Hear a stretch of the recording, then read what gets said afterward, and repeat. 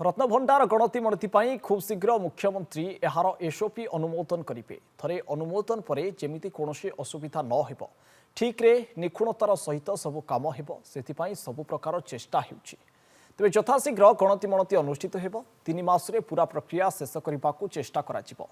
चाबी हजिबा रिपोर्ट उपरे तर्जमा चली सरकार खूब शीघ्र निष्पत्ति नेबे। एसओपी चूड़ांत अनुमोदन मुख्यमंत्री पाखरु आसिबो एवं यापर गणति मणति तारीख परिचालना कमिटी निष्पत्ति नेब। तापर एक्सपर्ट टीम एवं आरबीआई अधिकारी को जोगाजोग कराजिबो बोली कहिसंती आईन मंत्री पृथ्वीराज हरिचंदन। आज लोकसेवा भवन में रत्नभंडार गणति मणति नहीं मुख्यमंत्री समीक्षा बैठक करते। पूर्व रत्नभंडार गणति नहीं आईन मंत्री पृथ्वीराज हरिचंदन बासभवन में बैठक बसीथिला।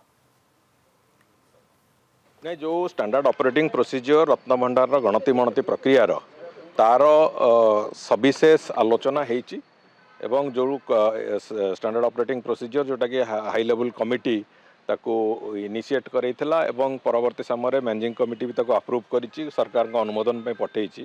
तापर विशद आलोचना होती एवं आज अपराह्न माननीय मुख्यमंत्री सामने भी तार पुणी आहरी सविशेष आलोचना आउ थे भी द्वितीय पर्यायर हम एवं सेटा बहुत शीघ्र तार अप्रूवाल हम एवं थरे अप्रूवाल हो गला परे कौन सी जिनस जमी असुविधा न हो संपूर्ण निखुण भाव में करने पूरा प्रक्रिया को सबु प्रकार चेष्टा कराई आमे चेष्टा करुचु यथाशीघ्र यथा संभव आमे गणति मणतिर प्रक्रिया भी आरंभ कर। देखो गणति मणति कौन मंदिर संपर्कित जेकोसी कथा महाप्रभुंकर निर्देश रे तांको इच्छा अनुजाई हुए एक मु विभिन्न समय रे कहिछि। मते कहीं भी समालोचना करूँ मु किंतु एक विश्वास करे जे महाप्रभुंक संपर्कित कौन भी कथा तांकरी इच्छा अनुसार हुए।